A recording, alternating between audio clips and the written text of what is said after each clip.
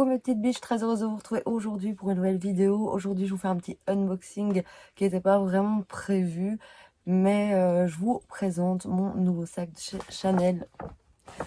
Avant de commencer la vidéo, n'hésitez pas à vous abonner à ma chaîne, n'hésitez pas à liker, n'hésitez pas à activer la petite cloche pour ne rater aucune de mes vidéos et n'hésitez pas à venir me rejoindre sur Instagram.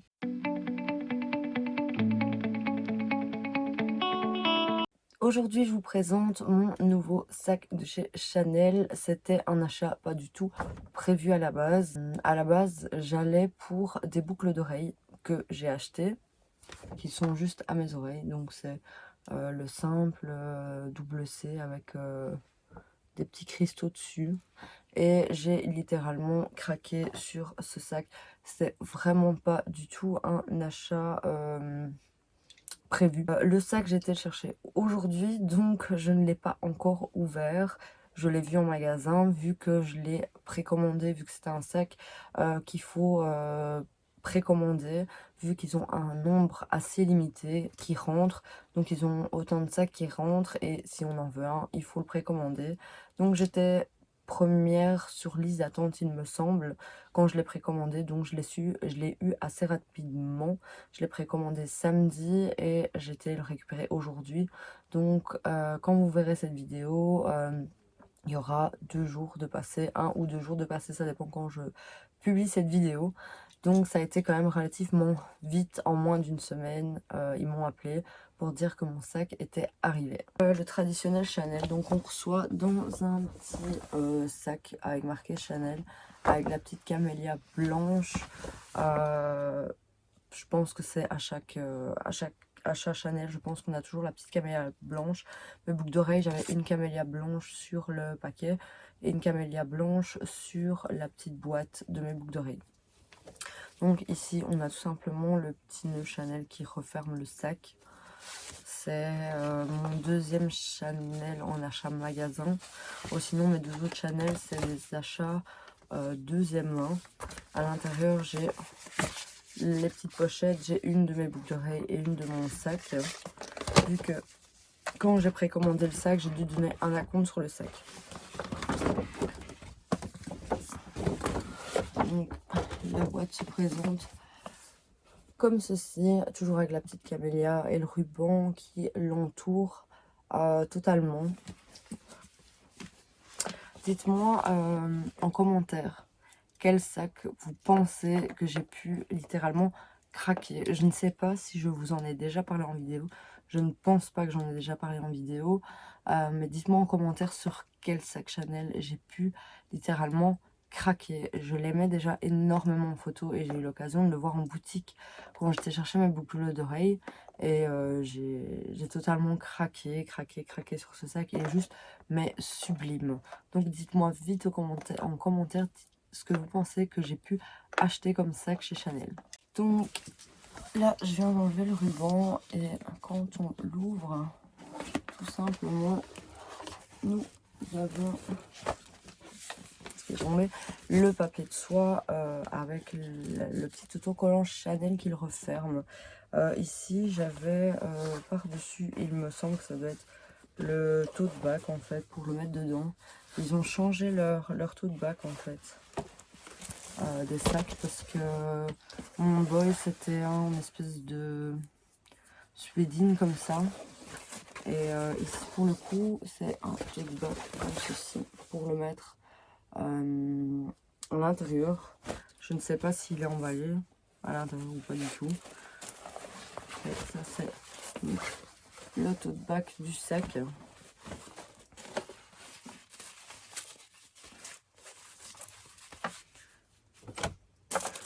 Donc je trouve le petit papier de soie. Ouais, il n'est pas emballé. Il n'est pas dans son tote bag quoi.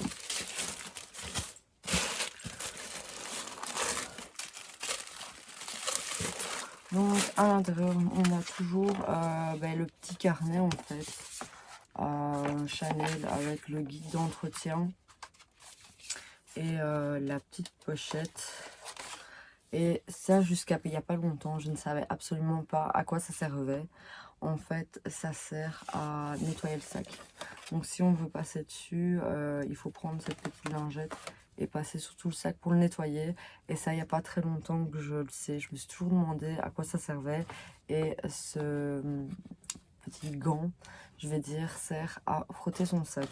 Donc je n'étais absolument pas au courant. Je sais plus comment j'ai su que ça servait à ça. Mais voilà, il n'y a pas très longtemps que je suis au courant à quoi ça servait. Par contre, la boîte en carton, elle est hyper lourde. Je me suis dit, mais c'est quoi qui est hyper lourd? Mais en fait, la boîte, elle est hyper lourde. T'as des boîtes qui sont hyper légères, mais celle-ci, elle est hyper lourde. Je me dis, c'est pas possible, elle m'a mis des lingots à l'intérieur. Je sais pas, elle m'a mis des pierres, mais la boîte est hyper lourde, quoi. Donc, il est entouré de petits papiers de soie, encore une fois. Je pense que c'est tout simplement pour pas abîmer tout ce qui est argenterie, tout ça. Enfin, tout ce qui est métal. Donc, je me suis acheté cette petite merveille. Donc c'est le Chanel 19. Il n'y a pas très longtemps. Il est sorti, il me semble, en septembre 2019, dans ces alentours-là. Donc il est vraiment hyper récent. J'ai littéralement craqué dessus. J'ai essayé en magasin la taille médium, mais c'est beaucoup trop grand en fait. En taille médium, il est hyper grand. On dirait plus un timeless maxi ou jumbo. Et moi, je préfère les beaucoup plus petits sacs. Donc, ce qui se rapprochait déjà plus à mon timeless medium ou mon boy medium. Ça, c'est vraiment l'idéal taille de sac. Le médium en ce modèle-là, il est vraiment horriblement grand et je n'aime plus les grands sacs. C'est pour cette raison que j'ai revendu plusieurs sacs que je possédais parce qu'ils restaient là, ils prenaient la poussière. Et les grands sacs, c'est plus pour moi. Je préfère les plus petits sacs. Donc, j'ai pris le petit modèle en Chanel 19. Donc, il se présente d'une chaîne qu'on peut mettre soit en crossbody ou le tenir à l'épaule ou le tenir à la main avec cette chaîne-ci. Et alors la particularité qu'il a, c'est qu'il est en biton au niveau des chaînes. Donc ici on a vraiment le doré vieilli et après on a l'argenté entrelacé de cuir. Donc ça, je trouvais que ça faisait un peu un style un peu rock en fait. Et ici, on a l'argenté vieilli et ce collet de nouveau l'argenté beaucoup plus brillant. Alors je trouve que ça donne vraiment un effet hyper rock, vraiment mon style. Le sac, il est juste mais sublime. Il est vraiment sublime, de chez Sublime. Donc on a une petite poche ici sur l'arrière, aimantée tout simplement. Et alors, je vais vous montrer l'intérieur. Alors, j'aime beaucoup le design du double C en fait. Donc, c'est vraiment double C doré et entrelacé de cuir en fait. J'ai hésité à prendre la broche comme celle-ci. Peut-être que je me la prendrai par la suite. Ici, on a vraiment un modèle losange beaucoup plus gros qu'un timeless. Le timeless, le modèle losange. Le matelassé est beaucoup plus petit et j'aimais énormément ce côté matelassé mais gros losange. Et ce sac est en cuir de chèvre, donc beaucoup plus résistant que le cuir d'agneau. Mon boy et mon timeless, ils sont en cuir d'agneau tous les deux, donc un cuir quand même hyper sensible. Ça c'est vraiment la première chose que j'ai demandé, c'est la qualité du cuir. Et elle m'a certifié que c'était beaucoup plus résistant qu'en cuir d'agneau. Donc l'intérieur est en cuir, et en tissu complètement bordeaux. Ils ont vraiment changé le design intérieur de ce modèle. Maintenant je ne sais pas s'ils ont changé le design intérieur des plus nouveaux modèles. Et alors à l'intérieur on a vraiment la plaquette en couleur or Chanel, que avant c'était estampillé. Ici c'est vraiment une plaquette couleur or et il fait marquer Chanel Made in Italy. Sur le petit zip, on a le petit insigne Chanel et de l'autre côté, il fait marquer tout simplement Chanel dessus.